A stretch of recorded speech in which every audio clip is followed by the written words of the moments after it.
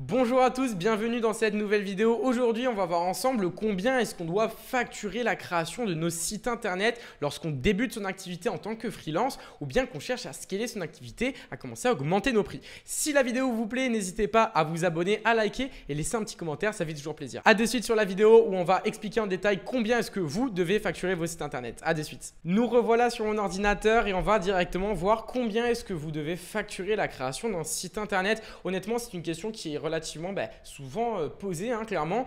Quand on débute, on ne sait pas trop combien est-ce qu'on doit vendre nos prestations. On a un peu le syndrome de l'imposteur. On sent qu'on ne mérite pas un peu le prix qu'on demande. Et ça, c'est tout à fait normal. Et je suis là pour vous aider à structurer vos tarifs initiaux et vous expliquer comment est-ce que, au fur et à mesure, vous allez augmenter vos prix tout en ayant en fait une prestation qui corrèle bien avec les prix que vous demandez. Donc concrètement, quand vous vous lancez dans la création de site internet, vous avez une interrogation première. Combien on doit facturer nos premiers sites internet lorsqu'on n'a pas d'expérience. Donc, on a généralement la question de combien est-ce qu'on doit facturer, d'accord? Comment est-ce qu'on fait pour en gros évaluer un tarif et pour en gros transmettre ce prix-là au client. Donc relativement simple comme réponse, on va dire c'est 500 €, d'accord? Peu importe où est-ce que vous en êtes vis-à-vis de l'apprentissage de la création de site internet, de votre business, que vous avez déjà vendu un site ou 300, au minimum un site internet c'est 500 €, ce n'est jamais en dessous, d'accord? Donc, ne descendez jamais en dessous de 500 €, c'est très important. Ça va être le prix de base. Donc, du coup, concrètement, dans cette vidéo, on va voir comment est-ce qu'on fait pour fixer les tarifs en accord avec nos prestations et notre évolution et surtout la demande des clients. On va apprendre à justement estimer les prix qu'on va proposer, les devis qu'on va pouvoir faire à nos clients en fonction de différents critères qu'on va voir juste après. Donc du coup, on va voir la première chose, honnêtement, c'est de comprendre les coûts initiaux de base. Combien est-ce qu'un site internet initialement, une prestation classique va coûter, ok? Alors moi, j'ai des taux horaires qui sont relativement hauts. Après, libre à vous de choisir de partir avec la norme ou non, mais avec certaines méthodes d'optimisation dont par exemple je vous forme dans ma formation sur comment optimiser le temps de création pour justement créer des sites internet, vous allez être capable de faire un site internet complet en moins de 4 heures et le vendre minimum 500 €. Donc d'entrée de jeu, vous ne serez pas à 50 € de l'heure comme on va dire en moyenne, vous serez plus aux alentours des 100-110 € de l'heure. Donc ça dépend, mais voilà. Généralement, avec 100 méthodes d'optimisation, on sera aux alentours des 50 € de l'heure, mais on peut quand même commencer à viser les 100 € de l'heure au minimum. Donc du coup, on va au fur et à mesure avoir l'habitude d'estimer les heures de travail nécessaires initialement pour notre prestation. Donc que ce soit derrière pour en fait tout ce qui va être récolte de données, donc lors du cahier des charges, vous allez pouvoir déterminer directement d'entrée de jeu, avoir une estimation du temps de travail dépendant de ce que le client va demander en termes de site internet, en termes de contenu, si vous fournissez ou non justement les ressources et puis ensuite derrière s'il y a du travail à faire entre guillemets régulièrement, s'il y a du travail d'SEO ou non, d'accord? Donc déjà par rapport au temps initial estimé, vous allez pouvoir fixer un prix de base grâce à un taux horaire. Donc si vous savez que vous allez prendre entre 6 à 10 heures pour faire le site internet, vous allez devoir facturer un certain prix, d'accord? Donc moi forcément, bon, c'est à 100 € de l'heure, donc je vais dire allez au minimum pour un site que vous avez passé 8 heures dessus, 800 €, d'accord? Mais sur du 50 € de l'heure, bon, c'est partant du principe qu'avec 10 heures de travail, vous êtes payé 500 €, bon, ce qui est quand même bien aussi, mais vous allez pouvoir quand même augmenter cette prestation-là quand même. Ok. Derrière, les outils et les ressources, donc forcément couvrir les frais s'il y en a de création initialement. Si vous utilisez par exemple, bon, Figma en l'occurrence c'est gratuit, mais Webflow, votre CMS ou les logiciels qui sont reliés à la création des sites internet. Si jamais vous achetez et vous partez d'un template, ça aussi c'est un coût à prendre. Ok. Et vous pouvez le rajouter dans le devis et dans l'estimation de combien vous allez demander pour la prestation. Tout ce qui va être frais d'hébergement et de nom de domaine, bon, le plus simple honnêtement c'est de demander au client d'acheter ces deux choses-là, l'hébergement qui prenne directement l'abonnement Webflow et que derrière le nom de domaine en fait il vous le fournit, d'accord? Comme ça moi c'est lui qui le paie directement et vous n'avez pas besoin de le prendre en charge. Tout ce qui est sous-traitance, si vous en avez bien sûr. Si vous ne faites pas vous-même tout ce qui va être charte graphique, logo, photographie s'il y en a, vous allez pouvoir en fait le sous-traiter si vous ne le faites pas vous-même. Donc ça a un coût forcément qui se rajoute au devis initial du site internet. Donc tout ça, temps de travail, outils et ressources et sous-traitance s'il y en a, c'est on va dire les coûts de base pour la création d'un site qui va déterminer on va dire le prix minimum viable pour que vous soyez rentable dans la vente de votre site internet. Ok. Maintenant, comment est-ce qu'on fait pour évaluer finalement la complexité effectivement du projet et derrière, encore une fois, qui va affecter et qui va influencer le prix de la prestation. Donc déjà, le type de site internet, c'est ça qui va faire la base même du prix initial et la tranche de prix minimale. D'accord. Donc déjà, les sites vitrines, forcément, c'est ce qui va être le plus accessible généralement parce que c'est ce qui est le plus simple, le moins complexe.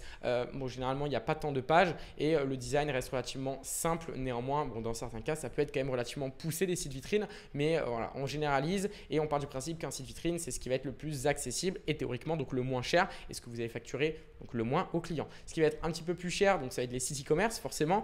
Donc là, il y aura des intégrations à faire, que ce soit des systèmes de paiement, le nombre de produits aussi. Si vous automatisez pas du coup la mise en ligne de produits avec un template de fiches produits, ça va prendre pas mal de temps. Donc ça, c'est aussi quelque chose qu'on va devoir chiffrer. Et derrière, s'il y a certains systèmes en fait en plus ou des fonctionnalités spécifiques qu'on a besoin de mettre, comme des chatbots ou ce genre de choses, ça peut augmenter aussi rapidement le prix. Donc troisième type de site, c'est carrément du sur-mesure. Donc là, on parle de dev pur et dur. Donc là, ça n'a un peu rien à voir. Ou bien du moins des sites faits par CMS, mais vraiment poussés avec des intégrations en interne, avec du back-end, avec des API par exemple, où là, ça va prendre beaucoup plus de temps, fonctionnalités beaucoup plus poussées comme des marketplaces, ce genre de choses. Ou bien sûr, là, on va passer sur un cap vraiment en termes de tarifs. Donc site vitrine, si vous débutez, minimum 500 €. Site e-commerce, si vous débutez, si c'est un site assez petit, d'accord, pas beaucoup de produits, 800 € minimum. Et site sur mesure, honnêtement, ça, je ne peux pas vous donner un prix de base, mais généralement, moi, je vais vous dire au minimum 4000 €, dépendant bien sûr de la charge de travail. Si c'est des choses qui peuvent être faites assez rapidement, même si c'est poussé, vous pouvez baisser ce prix-là si vous le souhaitez. Bien sûr, c'est du sur mesure. Je ne peux pas vous généraliser le prix d'un site internet, mais vous indiquer à quand est-ce qu'il faut augmenter ses prix, dépendant de la demande qu'on a, d'accord? Parce qu'il y a certaines personnes, malheureusement, qui n'augmentent pas ses prix lorsqu'ils vendent un site internet classique vitrine ou un site e-commerce, alors qu'ils devraient. Okay. Le nombre de pages va bien sûr influencer la charge de travail, le temps que vous allez passer sur le site et bien évidemment, plus de pages égale plus cher. Donc du coup, évidemment, vous allez devoir évaluer le temps nécessaire par page et de base, une page, vous fixez un prix initialement, enfin initial du moins, et vous allez pouvoir fluctuer entre guillemets de ces tarifs parce que généralement, bon, il y a des pages qui vont prendre moins de temps que d'autres. Bien sûr, la page d'accueil va être celle qui va demander le plus de travail en termes de design, donc forcément, ça va prendre plus de temps et donc ça va coûter plus cher. Derrière, il y a certaines pages qui vont pouvoir être dupliquées en termes de design, donc qui ne vont pas forcément prendre plus de temps. Donc bon, voilà, ça va être du travail certes, mais allégé un petit peu. Donc dépendant bien sûr du nombre de pages, vous allez pouvoir augmenter plus ou moins vos prix et quel type de page c'est. Ok. Fonctionnalités spécifiques, évidemment, tout ce qui est technique en plus, donc que vous rajoutiez des blogs, bon, newsletter reste relativement simple, comme j'ai dit tout à l'heure, des intégrations API, ça peut demander beaucoup de travail, mais tout ce qui va être système de réservation, système de prise de rendez-vous par exemple, donc forcément, plus vous allez avoir affaire à une fonctionnalité poussée, compliquée, qui demande du temps, vous allez augmenter le prix. Ça va de soi, d'accord? Donc c'est, on va dire, un peu c'est de la logique, mais je préfère quand même clarifier que le prix et la complexité du projet va varier à la fois par rapport au type de site qu'on a, au nombre de pages et bien sûr aux fonctionnalités qu'il y a dans celle-ci. Du coup, bien sûr, au bout d'un moment, lorsque vous commencez à avoir un peu de clients et que vous avez une expertise qui commence à se développer, vous allez devoir prendre en compte en fait cette expertise-là. Bien évidemment, vous allez avoir une valeur bien plus élevée et un taux horaire plus élevé que quelqu'un qui débute, bien sûr. Donc, il faut prendre en compte son expertise et du coup la valeur ajoutée à celle-ci. Donc, l'expérience fait que vous allez pouvoir facturer plus cher, d'accord? Et ça, c'est important parce que ça rejoint finalement la valeur perçue aussi qui découle directement de la notoriété. Plus tu es connu, plus tu as des cas clients, plus tu vas pouvoir vendre cher. Et ça, c'est logique, c'est normal. D'accord? Tu payes aussi pour une prestation de quelqu'un qui a de la notoriété et qui a une réputation. Donc, tu payes aussi pour ça. Ok, donc bien sûr que quand tu es débutant, tu vas vendre tes sites pas au même prix que quand tu es expert, ça va de soi en termes de qualité et aussi donc comme je les ai dit de réputation. Donc facturer en fonction de votre expérience de base et bien sûr de votre expertise, de ce que vous allez pouvoir apporter. Ok, plus vous avez une expertise, plus vous avez de connaissances, de compétences et vous allez apporter plus à votre client. Quand vous débutez un site minimum 500 €, ça va de soi. Quand vous êtes réellement expert, au minimum. Bon, moi, mes sites internet, je les facture minimum 3 000 €, mais on va dire, allez, 2 000, 2 500 €, c'est le grand minimum quand vous avez une expertise, d'accord. Donc, bien sûr, la valeur perçue par le client est super importante. Donc, si jamais vous avez un personal branding, la personne va pouvoir payer finalement un peu pour avoir vous, votre image, votre personne, et ça va augmenter un peu ce que vous allez pouvoir facturer. Et derrière, du coup, forcément, plus votre personal branding est puissant, plus vous allez pouvoir facturer. Si vous avez une grosse notoriété, une réputation, vous avez beaucoup de personnes qui vous connaissent et qui vous suivent, vous allez potentiellement avoir plus de demandes et pouvoir augmenter ses prix en fonction. Du coup, bien évidemment, encore une fois, si vous avez des résultats, vous avez en fait des clients satisfaits, des témoignages, vous allez pouvoir présenter ces études de cas pour derrière justifier bien sûr vos tarifs. Et pourquoi pas, si vous faites par exemple je sais pas, du référencement, vous pouvez voir les résultats que vous avez apportés à d'autres clients et du coup justifier vos tarifs en fonction à vos du coup nouveaux potentiels clients. Ok. Derrière, comment est-ce qu'on va aborder une stratégie de tarification? Et ça dépend de comment vous voulez fonctionner. Moi personnellement, je fonctionne par projet. Je facture un coût par projet, mais il y a certaines personnes qui préfèrent être payées à l'horaire, d'accord, être payées à l'heure. Donc on va dire il y a des avantages et des inconvénients, on va les voir. L'avantage, c'est clairement la flexibilité, bien sûr transparence avec le client parce que vous allez expliquer par A plus B combien de temps et montrer que vous avez passé effectivement ce nombre d'heures sur la création de son site internet, sur le projet.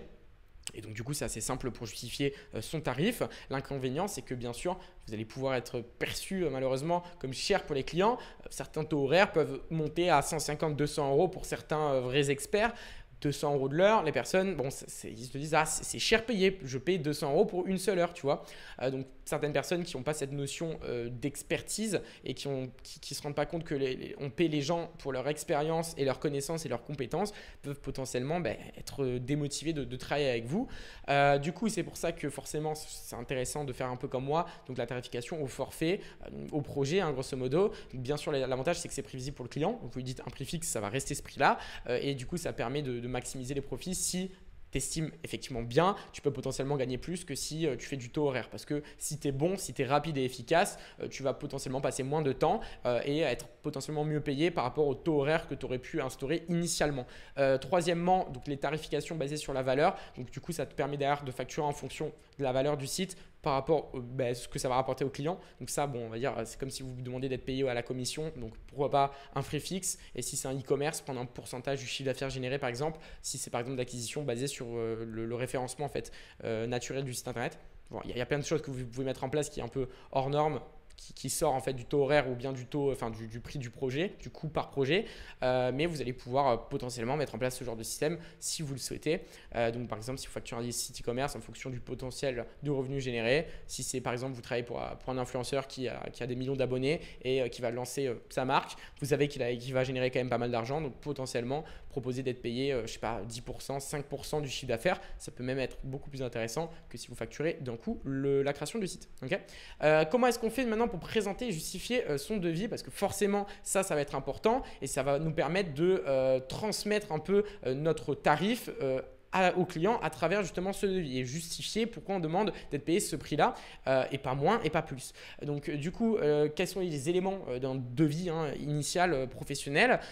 Forcément, le détail du projet. Ça, c'est très important. Détailler, un peu comme dans les cahiers des charges, exactement ce que vous allez apporter, ce que vous allez faire, c'est très important parce que la personne, elle va quand même payer pas mal d'argent. Donc, il faut qu'elle ait cette notion d'en avoir pour son argent. Donc, expliquer explicitement tout le détail précis de ce que vous allez faire.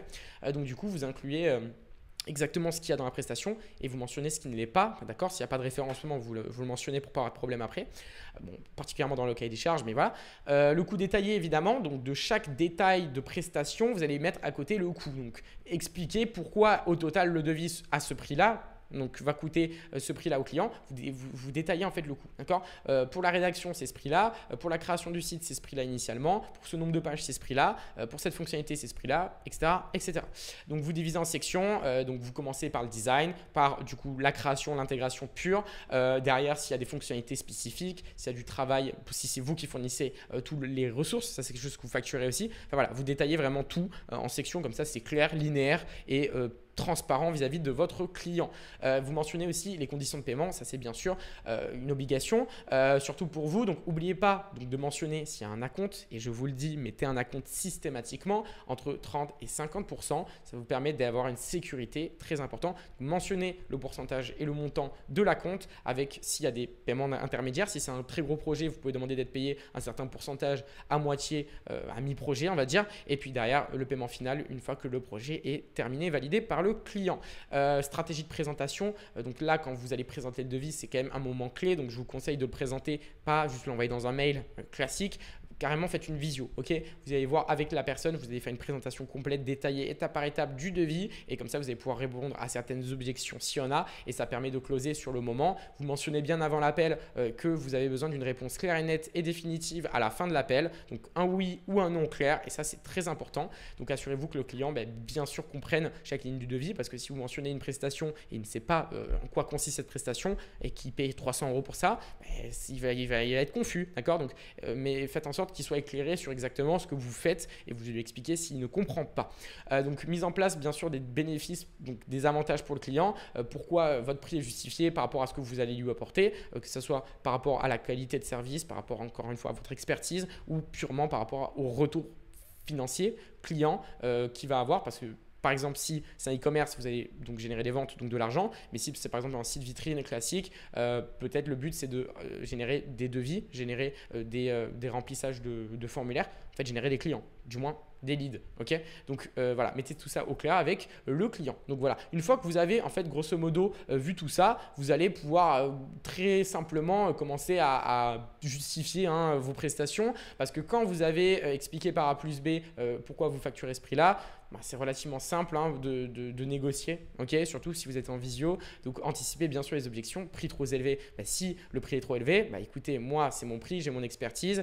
Si ça ne rentre pas dans votre budget, à la limite, moi ce que je peux vous proposer, c'est pas une réduction de prix, ne réduisez pas vos prix, c'est d'enlever des prestations. Donc vous avez, ok, donc c'est ce prix-là, vous avez ce budget-là. Pour atteindre ce budget-là, je vais devoir enlever cette prestation, cette prestation, cette prestation. Ok, c'est très bien. Certains cas, ok, ça va aller. Au final, la personne va dire bon, écoutez, moi je veux tout. C'est bon, je rajoute le budget qu'il faut pour atteindre le bon prix.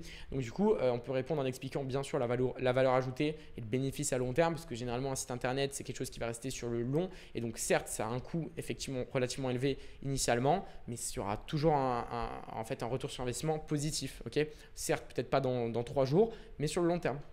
Même le moyen terme en fait. Donc du coup, s'il y a une demande de réduction, vous proposez surtout de réduire vos prestations comme je vous ai dit, ou à la limite un plan de paiement, ça peut être aussi intéressant. Donc de ne pas bouger en fait et de proposer un paiement plusieurs fois si jamais le client ne peut pas financièrement se permettre de payer tout d'un coup. Donc proposer des options, en fait des différentes variantes, désolé. Du coup, soit vous allez proposer une prestation initiale standard ou quelque chose de plus premium, plus poussé, dépendant encore une fois de son budget. Si la personne elle dit elle n'a pas ce budget là, elle a ce prix là, vous dites écoutez, pour ce prix là, moi j'ai une autre prestation que je peux vous proposer. Certes, ça sera moins poussé, mais vous allez quand même avoir quelque chose de qualitatif et vous allez pouvoir signer le client. Donc l'idée, c'est pas de perdre le client bêtement parce que justement il n'a pas le budget. Alors bien sûr, si le budget est bien trop bas, ça va de soi, mais si ça rentre dans un budget que vous allez pouvoir considérer vis-à-vis d'une prestation peut-être un peu moindre, faites-le, proposez-lui en moins une variante, on ne sait jamais, il peut potentiellement accepter. Donc offrez-lui différentes options pour s'adapter au budget bien sûr du client. Donc du coup, après avoir vu tout ça, vous allez pu voir que finalement c'est pas si compliqué de structurer en fait on va dire une grille tarifaire, d'estimer en fait combien est-ce qu'on doit vendre les sites internet.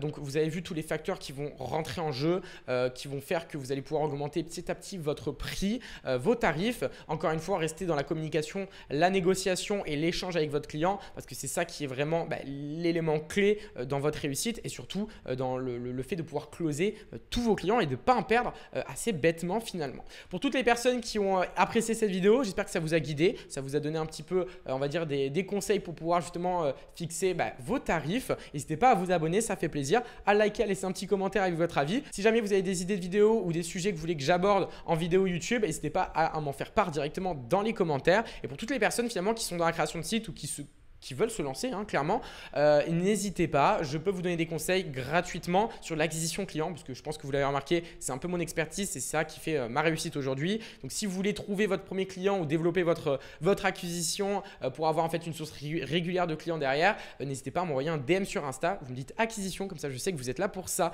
Donc voilà, n'hésitez pas à vous abonner, à liker et si jamais vous êtes intéressé, je peux directement discuter avec vous vis-à-vis de ce que je peux vous apporter en termes de formation et d'accompagnement. Le lien en bio. Sur ce, bonne journée et à la prochaine.